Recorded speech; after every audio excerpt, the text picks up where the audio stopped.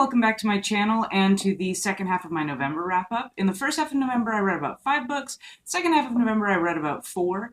I did read a couple of more that I just finished up right at the start of December, so you'll see those in a couple of weeks, but it was kind of right on the line of whether it was going to be in November or December. Regardless, I have 4 books that I think I really enjoyed 3 of them. 2 were kind of a guilty pleasure. 1 was a brand new author I've just discovered who I love, who also happens to be local, which was really exciting. And then 1 was a really old favorite author, and it was a classic work of his that I hadn't read before. So without much further ado, let's just jump right in. The first book was Kazuo Ishiguro's An Artist of the Floating World, which looks like this. This is the Penguin Drop Caps edition, this is the only one that I have from that. I actually bought it in New Orleans when I was on honeymoon. They are beautiful covers. I've kind of wanted to have an excuse to buy a few more, and the fact that I do really love Ishiguro, particularly Never Let Me Go and Remains of the Day, are 2 of my favorites from him. And so it was a good excuse to read something I hadn't read before and then get a book edition that I really wanted as well. The one thing I'll say about Ishiguro, especially if you haven't read him before, is that he has a really interesting ability, and this actually came up most for me when I was reading his short story collection. I think it's called Nocturnes, and I'm sorry if I'm mispronouncing that.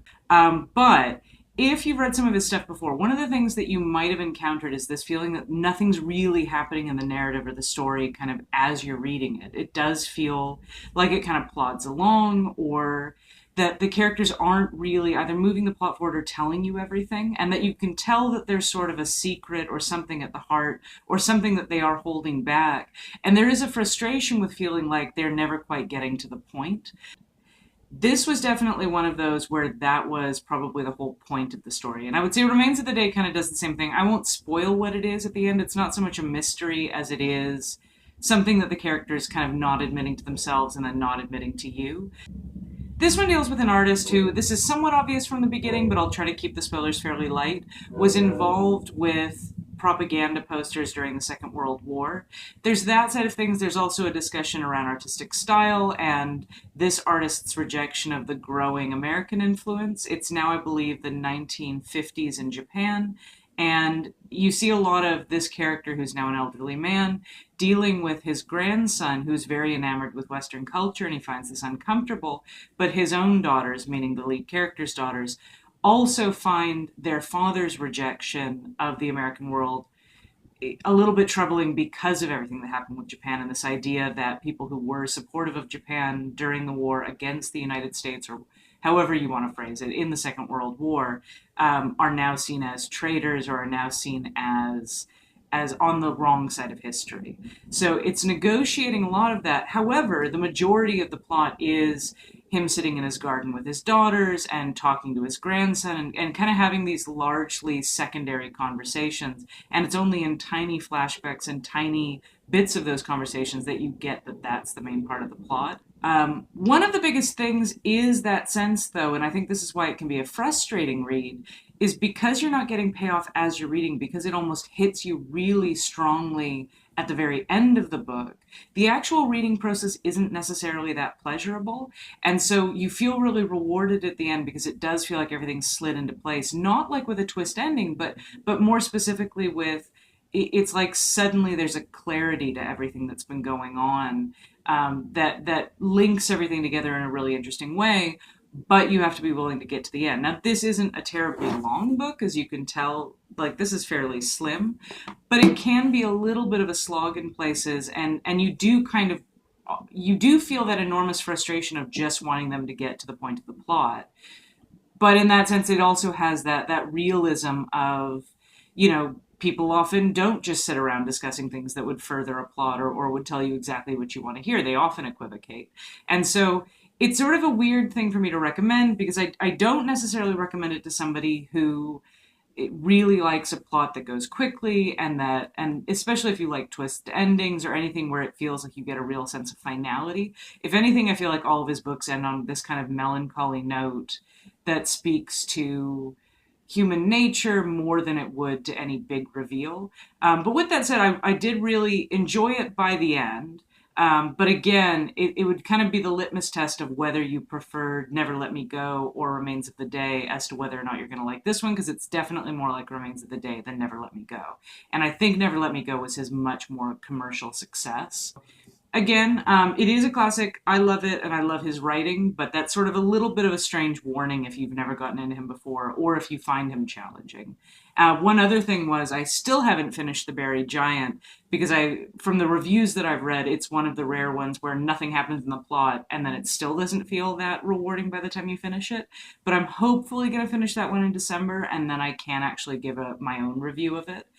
Now, there's been a lot of discussion about young adult literature and about specifically, typically, white people about my age range, so in their 20s, turning to young adult literature, particularly Harry Potter, has come up a lot in the aftermath of the election. And it has been discussed either in terms of this idea that white people only have the ability to look to fantasy fiction in order to imagine worlds that are horribly unfair or bigoted or racist or non-egalitarian or anything else that you want to say. I understand those arguments and I completely sympathize with them. I will say, though, that I think what it had more to do with for me was that I wanted a little bit of escapism because the idea of reading something really heavy right after I was dealing with a lot of the emotional fallout from Trump's win, it was going to be too much of a challenge. It was going to be a little bit too hard. And so sometimes young adult literature is just like a bit of a comfy blanket.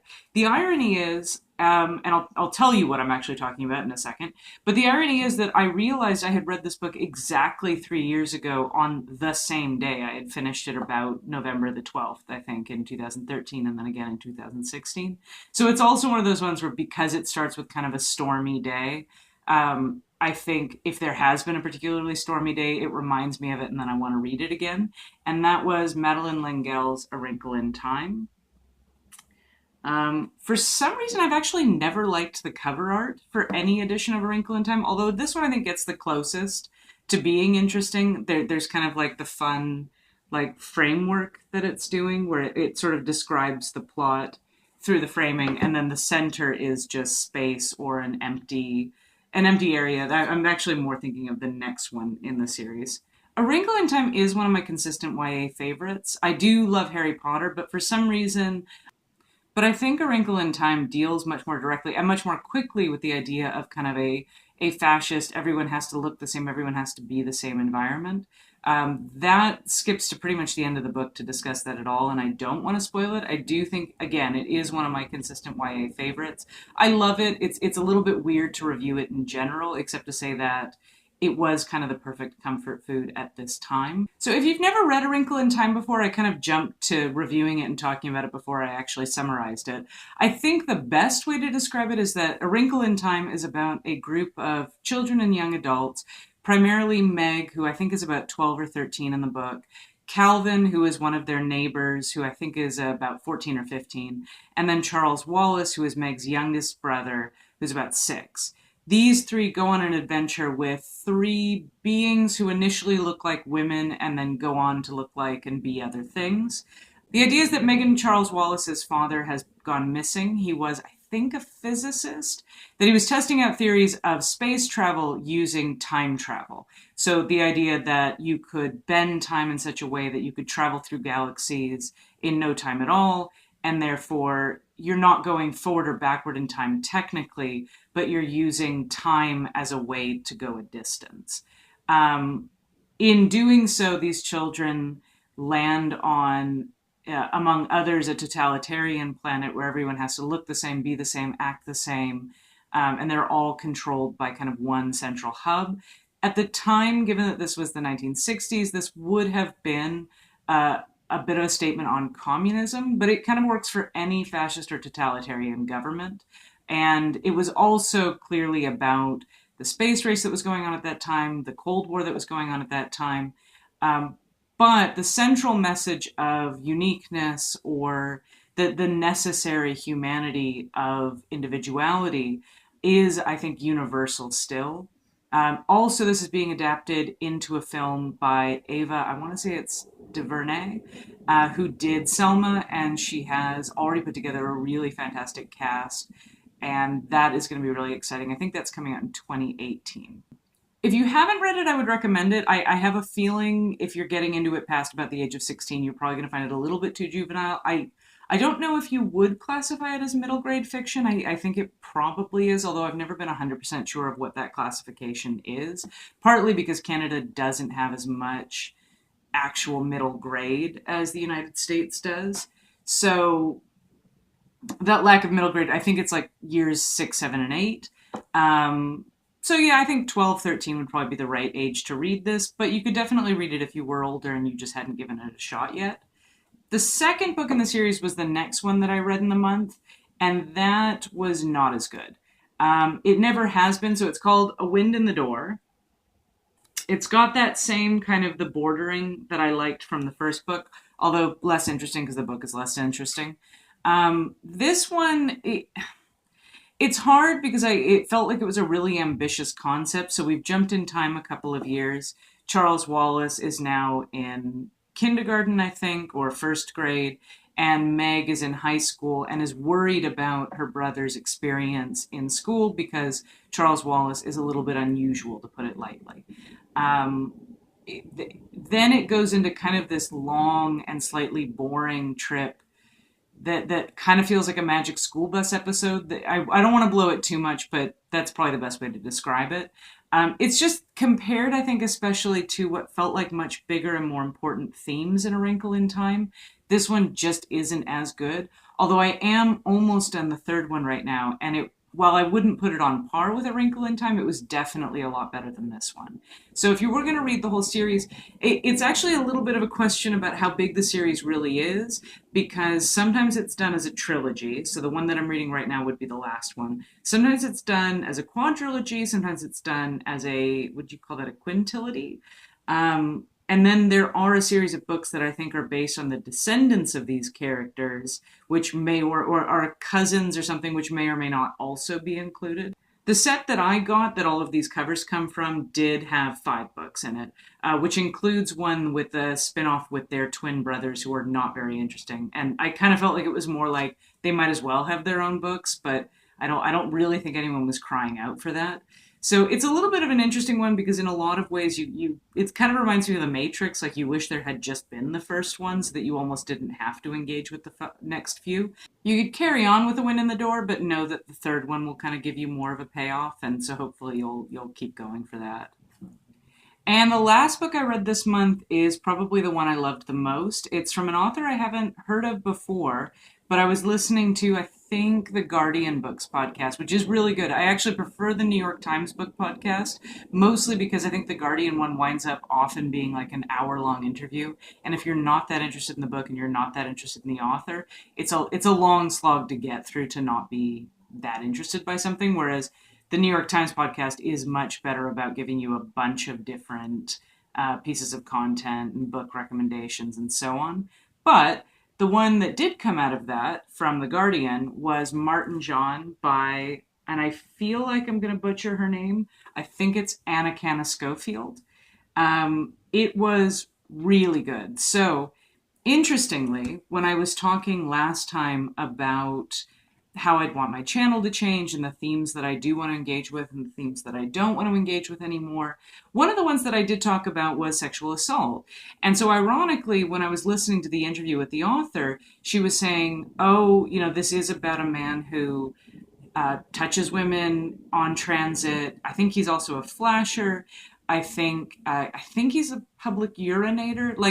The idea is that he gets off on exposing himself. Now, what made it interesting and the reason that I wanted to read it and then the reason I was glad I read it was because it does create an interesting concept, which is if you are engaging with sexual harassment or sexual abuse or sexual attacks or anything of that nature in a way that says this is a topic and it's not just something a bad guy does to a lady to further the plot, because the whole concept is what is it that makes this guy tick? What is it, perhaps in his past, and there's definitely a pathologizing to sexual harassment that can be dangerous, especially if you don't know the person that well or you don't know the circumstances surrounding it. It is experimental fiction, so it may not be for everyone, but even with experimental fiction, which sometimes I don't have a lot of patience for, because I do find, especially when you're talking about meta fourth wall breaking, and by that I mean like talking directly to the audience, this does talk to the reader quite a bit. It references the fact that it is a book. I think it even references the fact that it's fictional a couple of times. There's a lot in that that is interesting, where normally I find that kind of thing a little grating. And a lot of that just has to do with her language. She is really adept at at the actual writing of it. Sometimes it almost feels like poetry more than it feels like writing, and then other times it's just kind of lists or numbered items. Like there's an index that comes partway through, then that's just a whole page, and then they circle back to a lot of what's discussed in the index. Um, there aren't really chapters, but there are these, again, return to this concept of the reveries or the things that she circles back to. I can read a little bit to give you an idea of the language. It is profane because the stuff that it's dealing with is quite profane. But this discusses both the way that it talks to the audience, and then again, that idea of lists are broken out. And it will probably give you a better idea of what I mean by experimental fiction. So it reads, there will be 5 refrains. The index tells us that there will be 5 refrains. We can conclude these 5 refrains may or may not take us into the circuits. 1. Martin John has made mistakes. 2. Check my card. 3. Rain will fall. 4. Harm was done. 5. It put me in the chair. There may be subsidiary refrains. I don't read the fucking Daily Telegraph. We will do as the index tells us this time. There could be involuntary refrains, about which, alas, not much can be done unless you take a pencil to them. When will she tell us exactly what they mean? She may not, since the mother may not ever know why he did what he did, or why it was her son and not the woman up the road's son. There are simply going to be things we won't know. It is how it is. As it is in life must it be unto the page. There's the known and the unknown. In the middle is where we wander and wonder. So again, that's not super representative in terms of there are places that just read like fiction. That's probably the most kind of broken up and experimental it gets. It's hard to put into words. I mean, in a sense, it doesn't really have a plot, because what it kind of does is it goes through these cycles or these reveries. It talks you more through his mentality than anything else. It doesn't let him off the hook. So even the pathologizing of him as a sexual predator doesn't then say, oh, he had a hard childhood and therefore we must forgive him. Instead, it just felt like an honest look at it. Oftentimes, abusers have themselves been abused. Oftentimes, these people can't necessarily explain it for themselves. Oftentimes, it is a sickness or a compulsion that they themselves don't fully understand. And none of that forgives it, but it can go a little ways to explaining it. And I think this does do a good job of looking into the mind of someone like that. Rather than, like I said, the thing that bothers me if you are talking about something like Westworld or Game of Thrones, where rape is used as a device, and that device is, you know, this is a bad man. Not this is somebody who may have a whole series of complicated issues that's led to this, but rather we need to put a black hat on him, and the best way to do that is to have him rape a female character. And in the sense that often the female character's fallout from that isn't accurately explored. They may be hurt, but you don't really see them go through a lot of the trauma that a victim often does go through. And this discusses, at least briefly, what one of his victims has dealt with for years in the fallout of one incident. So it is highly recommended. Not, I think, if that's something that you're going to have a lot of trouble reading, if that is something that triggers you or that you find just too difficult to kind of get through. But I will say that I appreciated reading what felt like a more honest and a more accurate take on something like this. Even after I said I didn't want to engage with that type of material, I think that this is a perfect example of how it can be dealt with in a way that's readable and feels realistic and doesn't feel like it's adding to a problem or minimizing the real issue. So that's it for November. I'll be back probably within about a week with maybe a gift guide or a book recommendation video. But regardless, if you enjoyed this, feel free to give me a thumbs up or subscribe. If you have read any of these, specifically if you want to defend A Wind in the Door, because I'd love to hear a defense of it. I do love this series, and I feel like I've never fully understood that book in it. Feel free. Otherwise, if you have other recommendations for kind of what I'd term comfort food, it doesn't even have to be young literature. Feel free again to make those comments below. And I'd love to just have a conversation generally about what you're reading and what I'm reading. And otherwise, I'll see you soon. And thank you for watching. All right, bye bye.